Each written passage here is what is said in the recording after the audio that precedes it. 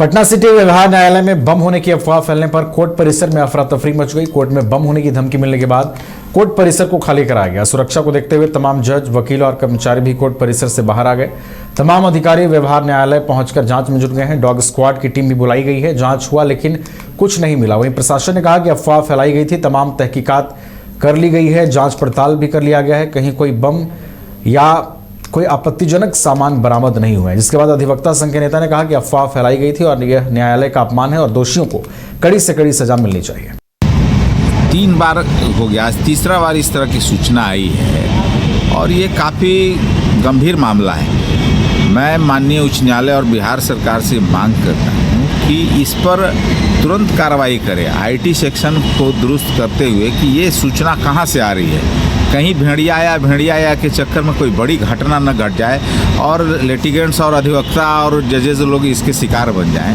इसलिए मैं अब मांग करता हूँ कि भाई इसको गंभीरता से लेते हुए अधिवक्ताओं के, लिटिगेंट्स को और जजेस की जान को देखते हुए गंभीरता से इस पर त्वरित कार्रवाई कर करके ऐसे लोगों को तुरंत पकड़ा जाए, चिन्हित किया जाए कि सही मामला क्या है। कोर्ट में बार बार अफवाह नहीं फैल रही थी, क्योंकि माननीय जिला जज साहब के ईमेल पर कुछ असामाजिक तत्वों द्वारा धमकी आता है कि न्यायालय परिसर को, पटना जुडिशल न्यायालय परिसर को बम से उड़ा दिया जाएगा। इस सूचना पर माननीय जिला जज साहब, जितने भी पटना जिला जुडिशल में न्यायालय है, सभी जगह के जज इंचार्ज को सूचना देते हैं। जज इंचार्ज साहब, पटना सिटी जज इंचार्ज साहब निशित देव सर को सूचना आया।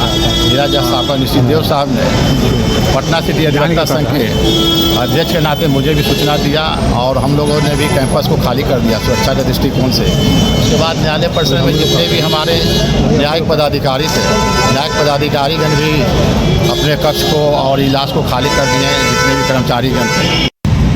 3 बार गया सिविल कोर्ट को भी बम से उड़ाने की धमकी दी गई है। धमकी मिलने के बाद जिला प्रशासन अलर्ट मोड पर आ गई है। सिविल कोर्ट में खुद सुरक्षा का जायजा लेने एसएसपी आनंद कुमार समेत कई थाना की पुलिस मौके पर पहुंची है। साथ ही डॉग स्क्वाड और बम निरोधक दस्ते की टीम भी सिविल कोर्ट पहुंचकर जांच कर रही है। हालांकि अभी तक किसी प्रकार की कोई बम या फिर एक्सक्लूसिव वस्तुएं नहीं मिली हैं। वहीं बम की सूचना के बाद पूरे सिविल कोर्ट परिसर को खाली कर दिया गया है।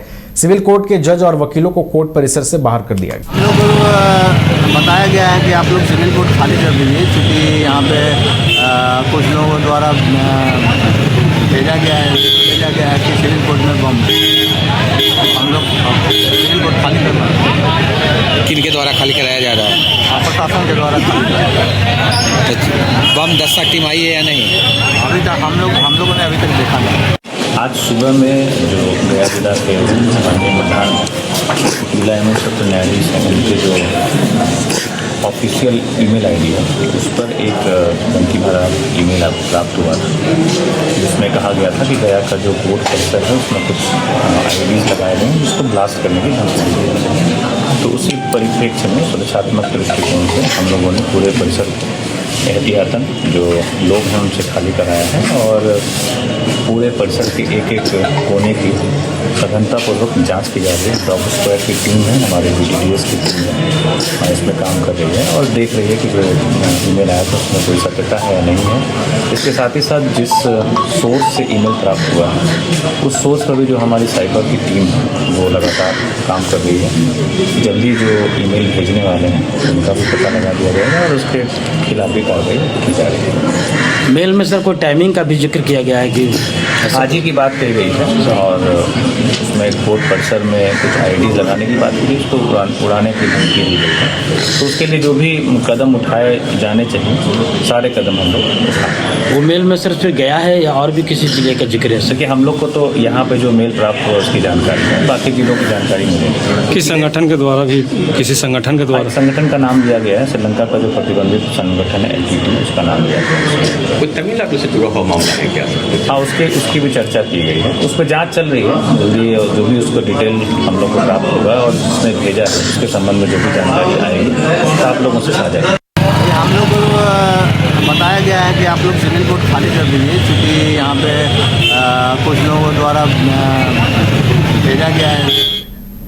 क्रिकेट के विश्व मंच पर छा रही हैं रांची की प्रतिभाएं। इन प्रतिभाओं को संवार रहा है जेके इंटरनेशनल क्रिकेट एकेडमी। अनुभवी कोच की देखरेख, सुविधाओं से लैस जेके क्रिकेट एकेडमी अनुशासन और आत्मविश्वास का विश्वास भरा सफर।